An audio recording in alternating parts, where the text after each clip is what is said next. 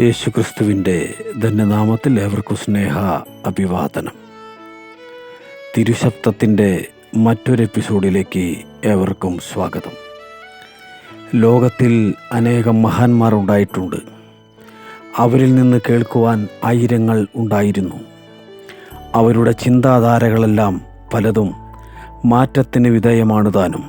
എന്നാൽ സ്വർഗത്തിലെ ദൈവം നാം ആരിൽ നിന്നാണ് കേൾക്കേണ്ടത് എന്ന് വ്യക്തമാക്കിയിട്ടുണ്ട്. മർക്കോസ് എഴുതിയ സുവിശേഷം 9-ാം അധ്യായം 7-ാം വാക്യം. പിന്നെ ഒരു മേഘം വന്ന് അവരുടെ മേൽ നിഴലിട്ടു. ഇവൻ എൻ്റെ പ്രിയപുത്രൻ, ഇവന് ചെവി കൊടുപ്പിനെന്ന് മേഘത്തിൽ നിന്ന് ഒരു ശബ്ദവും ഉണ്ടായി.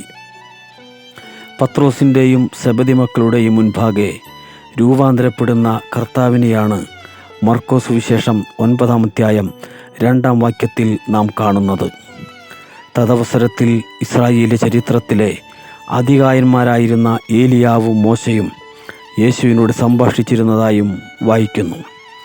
മോശയും ഏലിയാവുമെല്ലാം ദൈവജനത്തിനിടയിൽ ഫലകരമായി ശുശ്രൂഷ ചെയ്തവരാണ്. അപ്പോൾ തന്നെ മാനുഷിക ബലഹീനതകൾ അവരിലും ഉണ്ടായിരുന്നു.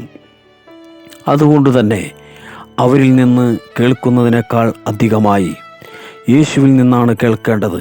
യേശു എന്നും അനന്യനാണ്.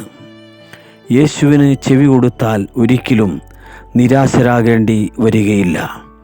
മോശെ മാറും, ഏലിയാവ് മാറും, യേശുനാഥൻ മാറുകില്ല.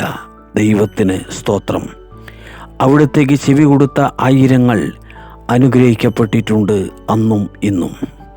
എന്നെ ശ്രദ്ധിക്കുന്ന പ്രിയ ശ്രോതാവേ, താങ്കൾ അവിടത്തേക്ക് ചെവി കൊടുത്തുവോ? സ്വർഗം താങ്കളെ സഹായിക്കട്ടെ. അവിടുത്തെ പരിശുദ്ധ നാമം മാത്രം മഹത്വപ്പെടട്ടെ. ആമേൻ.